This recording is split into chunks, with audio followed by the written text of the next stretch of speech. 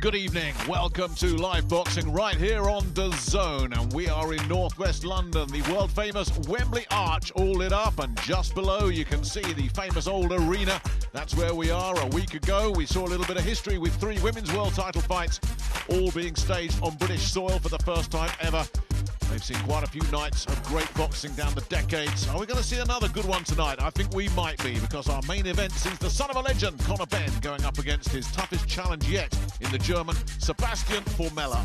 That's our main event. Let's see what else we've got to look forward to over the next few hours right here from Wembley.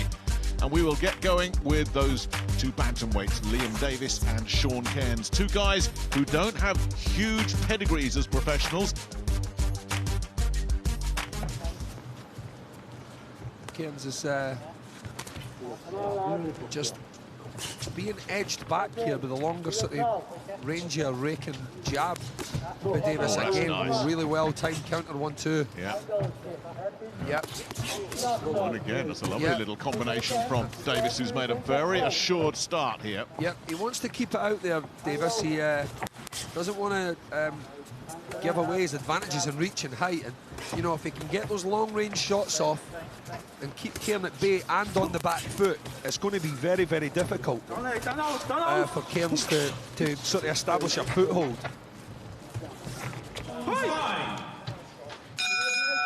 Sean Cairns is a lot closer to Liam Davis than you or I are, but I'm agreeing with you. I'm not seeing any evidence of a guy slowing down and feeling it yet. Cairns, I think, is telling himself that because he's the guy that's applying the pressure, and he's just hoping, and he's got caught. The right hand caught him, definitely. Nice switch upstairs as well. A lovely combination, and Cairns still on his feet here, but going forward. But this is starting to look a bit desperate for him here in this 5th round. Now, I did say maybe after 6, if he continues to have this success, or the success that he was having, will he put his foot on the gas and try and force a stoppage? Well, it's coming early now. The key word is force, because it's Cairns that's forcing it, and he's leaving himself open. There's an air of desperation about Cairns' work now, and he's leaving huge, huge gaps. He really is.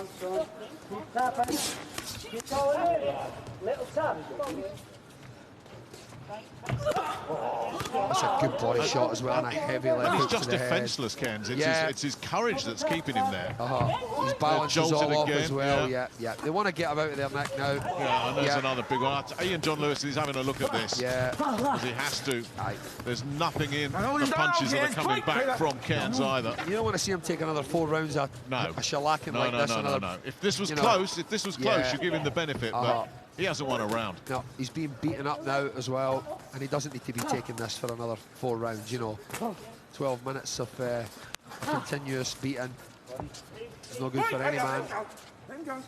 Not even a young, fresh, super fit boxer. But yeah, his balance is all off. He's really being picked apart now by this impressive, young, fit, fresh, sharp, intelligent boxer. He's very, very good tonight. Punch selection's brilliant as well.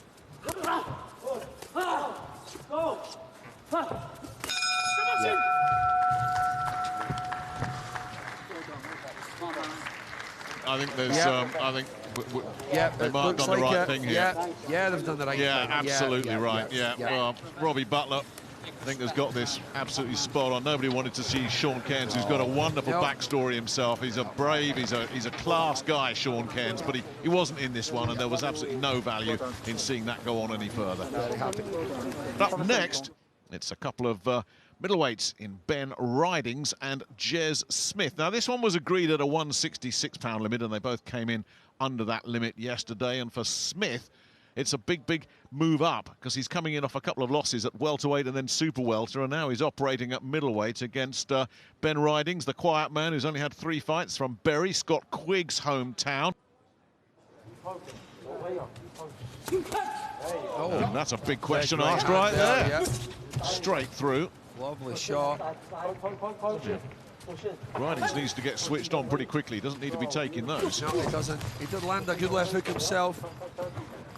20 or so seconds prior to that. There's another good left hook. So they both Both landed a good shot on each other. No negative effects by either man yet. Sharp right uppercut there on the counter. Try to slide underneath the jab there and come back with it. They're both looking for the body shots here. That's another good one from Smith in there as well. These two are really getting down to business nice and early.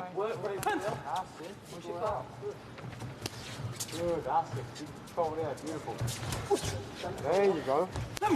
Lovely. Well, he's not following Kieran Farrell's instructions. Not at all. Not at all. Still pretty much. Or is he being forced back? Well, he's being picked off. I mean, Smith's doing some clever work here, he picking has. some He's got nice his jab shots. going in this round. A little bit different. Good counter right hand there as well. Almost a minute and a half gone, and Smith's in control of matters here. Although no one's really got a foothold here, still battling for a little bit of dominance.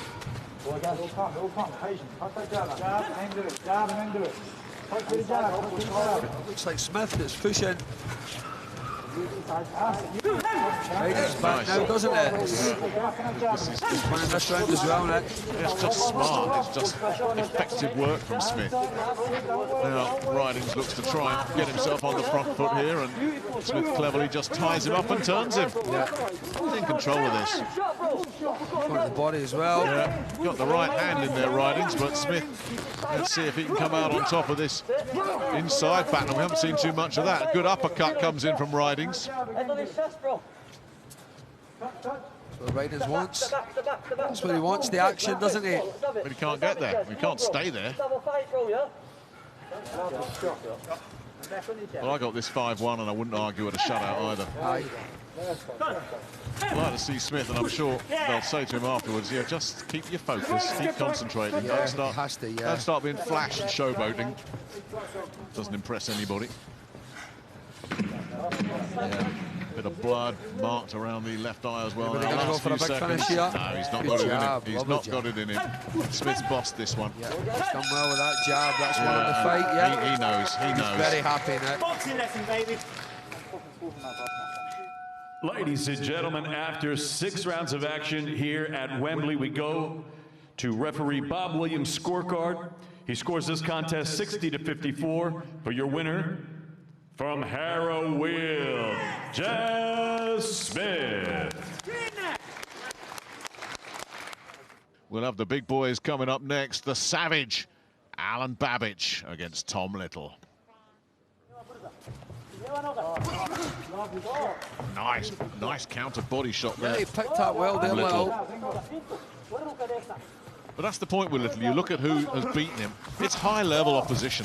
Very, very high-level opposition. He's got a very good jab as well, Nick. He just doesn't seem to ever use it. Doesn't want to get caught with that. That's big heavy left body hook. shots there as well. Yeah, the left hook upstairs started this, and Little's got to ride this out. Can't take a chance like that and expect to get away with it too often. Little definitely tagged there, and as you say, the body work coming in from Babbage after that. He's recovered quite quickly though. Looks quite fresh, he's not still shaking. He was able to make Babbage miss when he trapped him in the corner there as well, but Little just not using the jab enough. He's almost allowing himself to be pushed back physically when he's the bigger man. He's a chop inside and hooks the left from Babbage. Big right hand back from Little. Yeah, and Babbage has just soaked it up, and he said he wanted that first round knockout, and my goodness me, he's going for it. Little response. Big right hand off the end of that exchange. I thought it would be like this, Nick, you know. I thought it might heat up and get a bit crazy. Oh, good comeback counter there from Little. Rolled the shoulder. He's done the body shot in as well. Yeah. Takes another combination though, Little. Wow, that was an all-action round. There's no other way to describe it.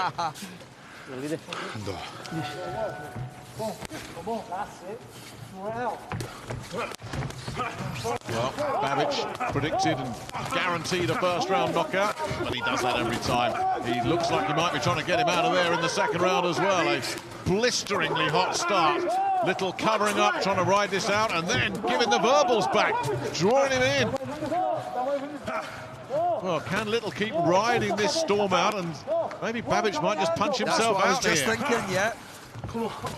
Might just do a little bit too much. We've not seen him go past Three rounds. Yeah, 3 rounds. I thought it was 5. His entire career going into this fight, less than 11 minutes. So we're seeing a little bit rope up here for Tom Little. This is the first time in Tom Little's career he's been compared with Muhammad Ali not once but twice. He'll take that from you all night long. Well, can Little keep soaking this up? Can BABBAGE keep this pressure up? Will BABBAGE start to run out of steam? Big right hook over the top as well. Definitely nothing wrong with Tom Little's chin or his courage. Well, he's been in with big punches. Yeah. The likes of Daniel Dubois and David Price and, of course, Filip Hrgović. You know he's capable. He's really interesting if he's starting to see him let his hands go, Tom Little. But I wonder if you're right. I mean, it's hard to know. I wonder if he is just soaking this up here to see if he punches himself out, but it doesn't look like it, does it? He's gone. Oh, I don't think he was hit by a punch there. I think that was just sheer exhaustion, wasn't it? Well, he was so slow getting back to his corner in the last round that you knew that the stuffing was starting to come out of Tom Little, and he's never been past 3, BABBAGE. He's had his man on the floor here.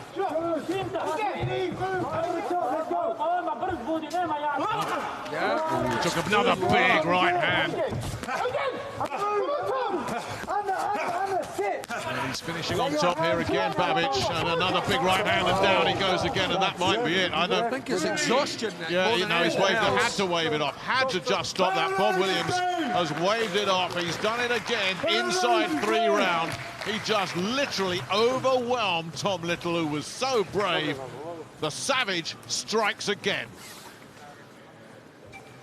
And immediately, Alan BABBAGE returns and just makes sure that Tom Little is okay, because those two get along pretty well. And they'll get along fine now as well.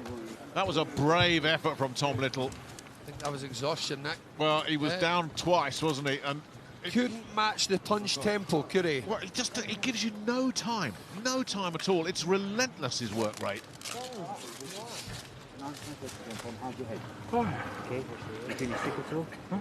Next up, Fabio Wardley against Richard Lartey, the big Ghanaian. It's another little and large heavyweight fight, this one, with Fabio Wardley coming in on the scales at 230 yesterday. And Lartey, a heaviest ever, 258. That is a big weight differential, isn't it? Let's go. Yeah, seems to be happening a lot tonight on this bill. We're seeing guys being thrown up a level or two, and it's certainly happening for Fabio Wardley here. You know, he's used to just getting rid of people and getting rid of a lot of opponents early as well. It's going to take something to get rid of this fella very early. As I said, Dubois did it in 4 rounds, but even then, Lartey got Daniel Dubois' attention, and he certainly got Fabio Wardley's attention here. Let go. Step back.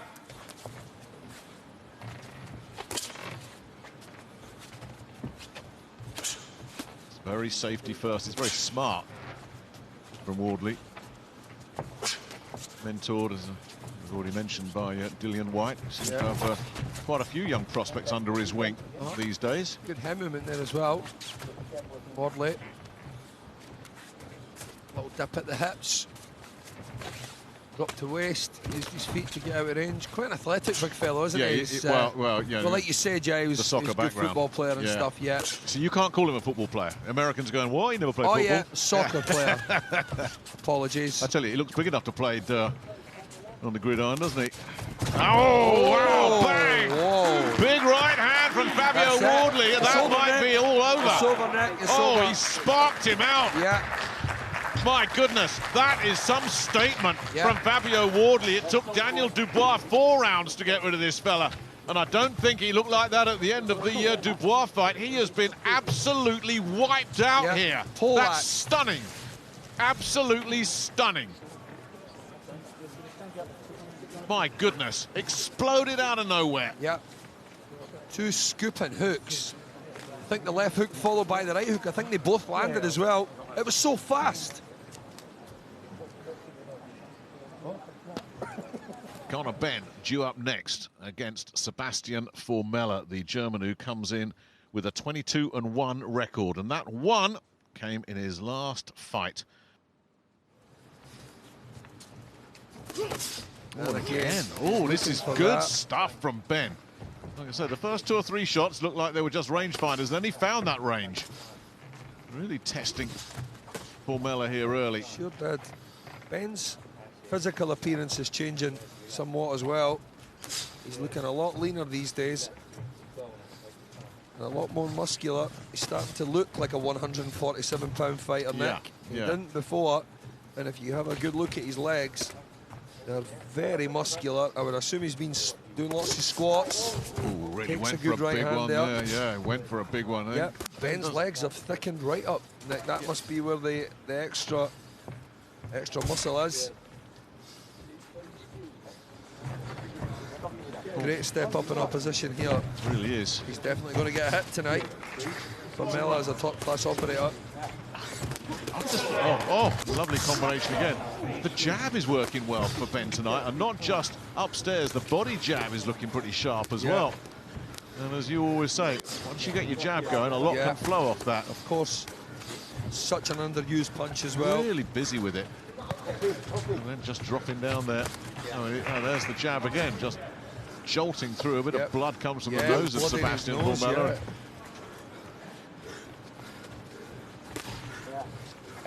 There's the speed as well of Conor Benn. Nice uppercut getting thrown into the mix there, and the blood is just seeping from the nose now. This has been quite a systematic breaking down here through these first 3 rounds from Conor Benn. Counter there from Nick from Formella. And then he takes another uppercut. Yeah, just doesn't hit with the authority or the spite to deter Conor Benn. Whereas Ben delivers with venom. Yeah. Really upping the work rate here as he has to, Formella. Could be in danger of walking onto a few more of those. He looked for another one there and it just missed. But Formella's definitely decided he's got to just close the gap here and try and put it on Ben if he can. But the problem he's got is I just don't think he's got the power to have Ben thinking, hang on, I'm in a bit of trouble here, I'll back up. Yeah. Ben can always just go back on the front foot whenever he wants to, and then a big right hand over the top like that as well isn't going to do anything for Formella's confidence. No, a stiff one right through the middle, wasn't it? It was not a heavy brain scrambling shot, but it was a sharp, crisp, great point scoring punch there. So far, so good for Conor Benn, who makes the first move in this 6th round as well. Lands the right hand over the top and has Formella on the back foot and struggling early. And he's really going for broke here, Conor Benn. Yeah, big attack. Sizzling start. Yeah, has to settle down though, Nick, and make sure he picks his punches. He's picking some nice punches. Yeah, he is. You know, the fact that that Formella can't hurt him at all means that Ben can go a little bit gung-ho, doesn't it? Yeah. Oh, good right hand there from Ben. Yeah. Some nasty punches that Formella is taking. He's taken a lot of them here right at the start of this 6th round, and now Ben gets behind that jab again. Better from Formella. Yeah, well, he's put a big shift in here. Yeah. He's really just decided to get himself right in the eye of the storm. Took a left hand there and then a right on the belt. I tell you, he was stung by that left. Well, he doesn't look it now. His recovery is pretty impressive. Ben's just got no respect at all for his power either. At all. Quite sure he respects him as a very tough man. Oh, yeah. And a good competitor, but in terms of his physical power and his capabilities, oh, that's good work from Ben there. Absolutely doubling terrific. up on the left hook was really nice to see. So accurate as well. Formella's wasted a lot of his stuff. I mean, how much of that is down to... Oh, it's a big one. My goodness. Formella's taken that nicely. Yeah, there's nothing wrong with this man's chin. Well, Ben knew he hurt him. Yeah. He hit him flush with that right hand, and Formella, I thought, was going to go, and somehow he's rallied again. Conor Benn can hit hard. Let's not forget that. He walked onto that right hand. I mean, you know, look at his eye. The left eye is an absolute horror show at the moment. And final round. The last 3 minutes of this one then coming up. Conor Benn came into this one saying, my apprenticeship is over. Now I'm running with the big dogs. This is his first test, and barring something extraordinary here, he's going to pass it very impressively. Been a lot to like about Conor Benn tonight, and there's another one of those jabs, and all that's missing at the moment is the stoppage. Can he yet get it? Or will Formella still be standing at the end of it? Big shots coming in again. Right at the start of this last round. Just bullying him here. And it's just as brave as he's been, and you don't want to be critical of Formella because there's nothing to criticise. No, he's just been out. He's just been outclassed tonight. Yeah.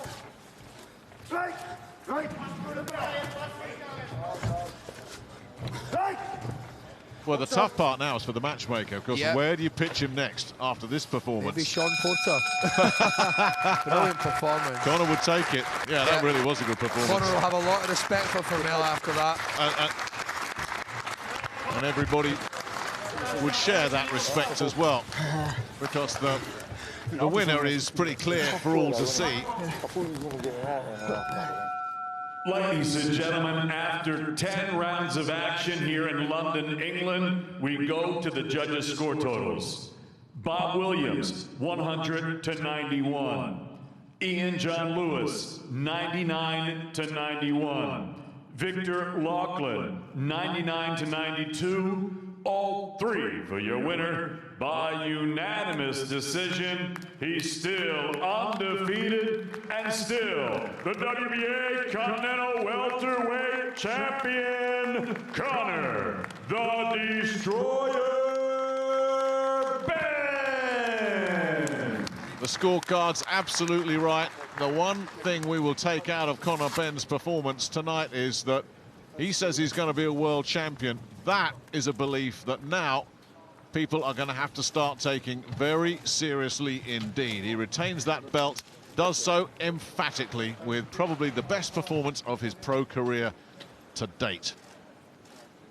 But that's time for us to say goodnight from Northwest London, Wembley. It's been quite a night. It's been a good one. For Alex Arthur, this is Nick Halling saying, hope you enjoyed it. See you again soon. Bye-bye for now.